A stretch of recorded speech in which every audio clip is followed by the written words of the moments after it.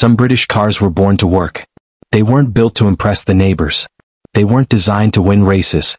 Instead, they were created for builders, farmers, delivery drivers, government departments, taxi companies, and hardworking tradesmen who needed vehicles they could depend on every single day. But something unexpected happened. Ordinary British families began noticing them. If these cars could survive years of hard commercial use, surely they could handle school runs, family holidays, supermarket trips, and everything else everyday life demanded. Before long, the same cars that spent weekdays working across Britain were parked outside family homes from Cornwall to Scotland. Some became trusted companions for decades. Others created memories that families still talk about today. These are 10 British cars built for work, but loved by families. Number 10, Austin Cambridge. The Austin Cambridge was never supposed to be exciting. It was designed to be dependable. And that's exactly why businesses loved it. During the 1950s and early 1960s, taxi operators, government departments, and company fleets bought thousands of Austin Cambridges. The reason was simple. The car was inexpensive to maintain, easy to repair, and surprisingly durable. Professional drivers often covered enormous mileages without serious mechanical problems. That reputation quickly spread. Ordinary families began asking themselves a simple question. If taxi drivers trust this car every single day, why shouldn't we? The answer soon became obvious. The Cambridge offered everything a growing family needed. 5 adults could travel comfortably. The boot swallowed luggage with ease. Fuel economy remained respectable for such a spacious saloon. Even better, almost every local garage knew exactly how to service one. Replacement parts were affordable, meaning unexpected repair bills rarely became a disaster. For young families trying to manage household budgets, that mattered enormously. Of course, opinions weren't completely one-sided. Some buyers criticized its conservative styling, especially as more modern-looking rivals began appearing during the 1960s. Others argued the Cambridge looked exactly how a proper British family car should look. Perhaps neither opinion was wrong. Beauty has always been subjective. But reliability isn't. And that's where the Cambridge truly earned its reputation. Many owners kept theirs for 10 or even 15 years because replacing it simply didn't seem necessary. It just kept doing its job. Sometimes that's all people ever wanted from a family car. But another British workhorse soon became even more closely associated with professional drivers. Number 9, a Morris Oxford. Few British cars earned the respect of taxi drivers quite like the Morris Oxford. For years, it became one of Britain's most familiar working vehicles. Taxi companies trusted it because it could withstand relentless daily use. Strong mechanical components, comfortable seating, excellent visibility, low maintenance costs. Everything a professional driver wanted. Passengers appreciated it too. The Oxford delivered a surprisingly smooth ride compared with many rivals of its era. Long journeys felt comfortable rather than tiring. Families soon realized those same qualities made it an outstanding everyday car. Parents appreciated its spacious cabin. Children had enough room in the back seats.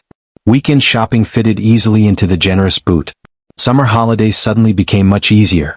Unlike some fashionable cars that demanded constant attention, the Morris Oxford simply got on with the job. Many owners still remember changing the oil themselves on a Sunday morning before washing the car ready for another week's work. It was simple engineering. Nothing complicated. Nothing unnecessary. That simplicity helped keep ownership costs low. Now, some enthusiasts argue the Oxford lacked excitement. Compared with sportier rivals, perhaps they're right. It wasn't built to be thrilling. It was built to be dependable. And for many British families, dependability always mattered more than performance. Thousands of former owners still speak warmly about the Morris Oxford because it became part of family life. School runs, visits to grandparents, camping holidays, Sunday drives through the countryside. It quietly created memories without ever demanding attention. Sometimes the greatest family cars aren't the fastest or the most beautiful. They're simply the ones that never let you down. And the next vehicle on our list proved that commercial success could create one of Britain's greatest family heroes. Number 8, Ford Cortina. If there was one car that proved a vehicle could work hard all week and still serve as the perfect family car at weekends, it was the Ford Cortina. Today, most people remember the Cortina as Britain's favorite family saloon. But many forget just how many spent their lives working. Company fleets ordered them by the thousands. Sales representatives drove them from one end of Britain to the other. Government departments relied on them every day. Many even found work as taxis in towns across the country because they were cheap to run and easy to repair. Ford understood exactly what British motorists wanted. The Cortina wasn't overloaded with expensive technology. Instead, it focused on practicality. Servicing was straightforward. Parts could be found almost anywhere. Even small independent garages knew exactly how to repair one. Families loved those same qualities. Running costs stayed sensible. Insurance remained affordable. The spacious interior comfortably carried parents, children and luggage without complaint. For many households, one Cortina handled everything. It went to work Monday morning, collected the children from school in the afternoon, then carried the entire family to the seaside on Saturday. Not everyone considered it perfect. Rust became a common complaint on older examples. Others believed Ford concentrated more on keeping costs low than building something luxurious. But millions of British families didn't care. They simply wanted reliable transport that wouldn't empty the family budget. The Cortina delivered exactly that. It's no surprise so many people still remember it with enormous affection today. Number 7. Austin Maxi. The Austin Maxi arrived during a time when British families wanted one thing above all else: practicality. Businesses immediately recognized how useful it could be. Thanks to its clever hatchback design and folding rear seats, the Maxi carried far more than most ordinary saloons. Builders transported tools. Small companies delivered equipment. Engineers filled the rear with spare parts. It almost behaved like a small van whenever necessary. Then families discovered exactly the same advantage: shopping, suitcases, camping equipment, children's bicycles. Everything seemed to fit inside. Long before SUVs became fashionable, the Austin Maxi quietly proved that versatility mattered. The comfortable ride also appealed to families covering long motorway journeys. Parents appreciated how relaxed it felt. Children enjoyed having plenty of space. Some journalists criticized its unusual styling and awkward gear linkage. Others felt British Leyland missed opportunities to improve build quality. Those criticisms weren't completely unfair. But many owners tell a different story. They remember a dependable family car that carried everything they asked of it. Like many British classics, opinions remain divided. Some people would never own one. Others wouldn't swap their memories for anything. That's exactly what makes cars like the Maxi so interesting today. Number 6. Morris Minor Traveller. The Morris Minor Traveller may look charming today, but when it first appeared, it was built to work. Its spacious rear section made it incredibly popular with shopkeepers, florists, electricians and countless small businesses. The wooden-framed estate body wasn't simply attractive. It was practical. Commercial users appreciated just how much equipment they could carry. Families quickly realized they could use that same space for completely different reasons: holiday luggage, picnic baskets, pushchairs, dogs, even furniture on moving day. Few affordable British cars offered such versatility. Parents also loved its excellent visibility and wonderfully light steering. Driving through narrow village streets never felt stressful. Mechanically, the Traveller remained beautifully simple. Servicing rarely became expensive. Many owners proudly carried out routine maintenance themselves during weekends. Of course, wood required attention. Ignoring it eventually caused problems. Some buyers preferred newer all-steel estate cars because they demanded less maintenance. Others believed the wooden body gave the Traveller character no modern vehicle could ever replace. Even today, seeing one parked outside a country pub immediately reminds people of a gentler Britain.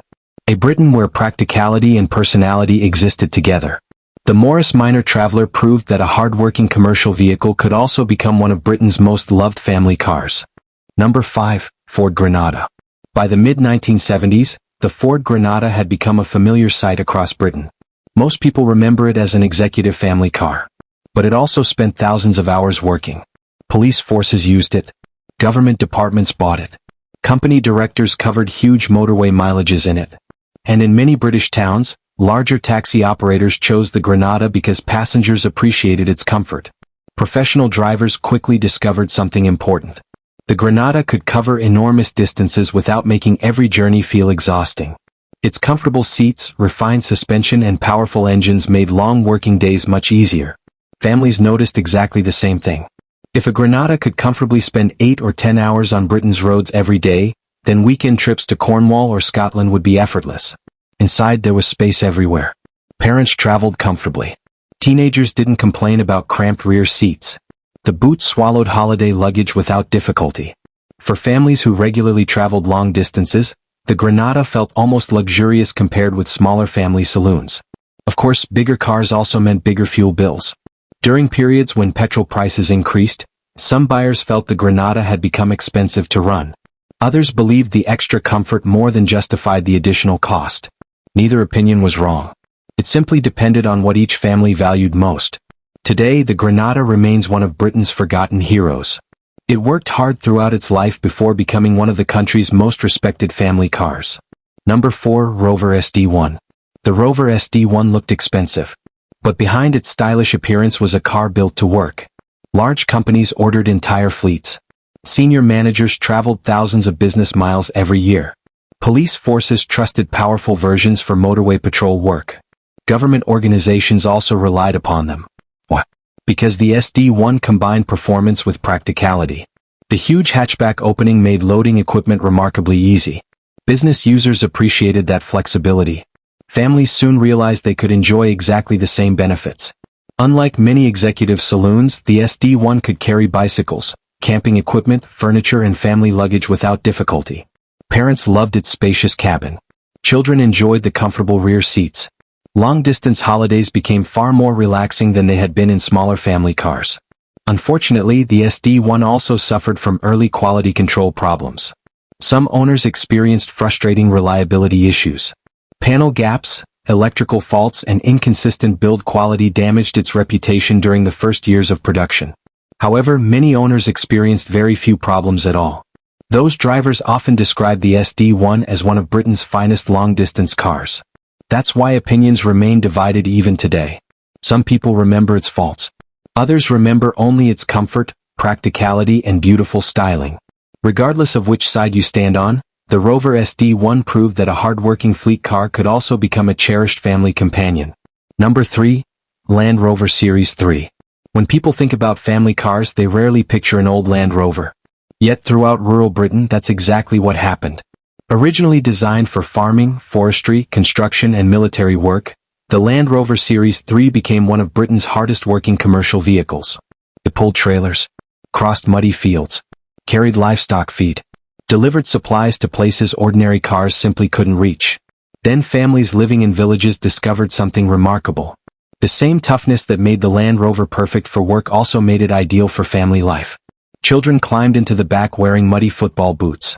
Dogs traveled happily behind the seats. Camping equipment disappeared into the rear. Families explored beaches, mountains and forests that ordinary saloons could never reach. Comfort wasn't its strongest feature. The ride could feel bumpy. The cabin was noisy. Heating wasn't always impressive during cold British winters.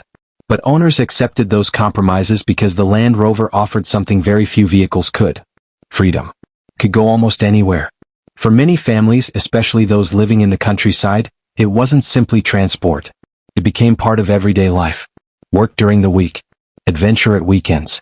Very few British vehicles managed both jobs quite so successfully. Number 2. Bedford HA Van. Most people wouldn't normally think of a small van as a future family favorite. But that's exactly what happened with the Bedford HA. Introduced during the 1960s, the Bedford HA was built almost entirely for work. The post office used thousands of them. Electricity boards relied on them. Telephone engineers, delivery companies and countless local businesses all trusted the little Bedford because it was simple, economical and incredibly dependable. It wasn't glamorous. It wasn't fast. It simply worked. Day after day. Year after year. Because it shared many mechanical components with the Vauxhall Viva, replacement parts were inexpensive and available almost everywhere. That made ownership affordable for businesses. But something interesting happened once these vans started retiring from commercial service. Families began buying them. Many converted them into small camper vans. Others transformed them into weekend adventure vehicles. Some even fitted rear seats so the whole family could enjoy holidays together. For young couples on tight budgets, buying a second-hand Bedford HA often cost far less than purchasing a traditional estate car. It became the perfect vehicle for fishing trips, camping weekends and family picnics. Naturally, not everyone agreed it made a good family vehicle. Space was limited compared with larger estates, and performance certainly wasn't exciting. Even so, owners loved its honesty. It never pretended to be luxurious. It simply offered dependable transport at a price ordinary people could afford. Sometimes that's exactly what families needed. And speaking of vehicles that became symbols of Britain itself, nothing represents hardworking British transport quite like our number 1. Number 1, Austin FX4. No British vehicle worked harder than the Austin FX4. Introduced in 1958, it became one of the most famous taxis ever built. For decades, millions of passengers climbed into the back of an FX4 somewhere in Britain. Taxi drivers trusted them completely. The turning circle was exceptional. The engines proved remarkably dependable. Maintenance remained straightforward. Many covered several 100,000 miles before retirement. Most vehicles would have disappeared after such demanding working lives. The FX4 didn't. Instead, thousands found completely new owners. Collectors bought them. Families restored them. Classic car enthusiasts transformed them into cherished weekend vehicles. Some became wedding cars. Others appeared at classic vehicle shows throughout Britain. A few adventurous owners even converted them into family camper projects. People loved them because they represented something uniquely British. Every scratch, every worn seat and every polished chrome badge seemed to tell another story. Unlike modern taxis filled with electronic systems, the Austin FX4 felt mechanical, honest and full of character. Was it practical as an everyday family car? Perhaps not for everyone. Some people preferred something more modern. Others couldn't imagine owning anything else. That's the wonderful thing about classic British motoring. Different cars create different memories. But very few working vehicles have earned as much affection as the Austin FX4. It began life carrying complete strangers. It finished life becoming part of countless British families. That's an extraordinary journey for any vehicle. These vehicles may have started life working harder than almost any ordinary family car, but they proved one important lesson. If a car could survive years of commercial use, it could usually survive family life too. Whether they carried builders, shopkeepers, taxi passengers or government workers, they eventually won the hearts of ordinary British families through reliability, practicality and honest engineering. Today they're remembered not because they were the fastest or the most luxurious, but because they earned Britain's trust. Which one would you happily park in your driveway today? Did your family own one of these hard-working classics? Or have we missed another British favorite that deserves a place on this list? Let us know in the comments below. And if you enjoy Britain's forgotten motoring history, don't forget to subscribe to UKTorque for more stories celebrating the cars that helped shape everyday life across Britain.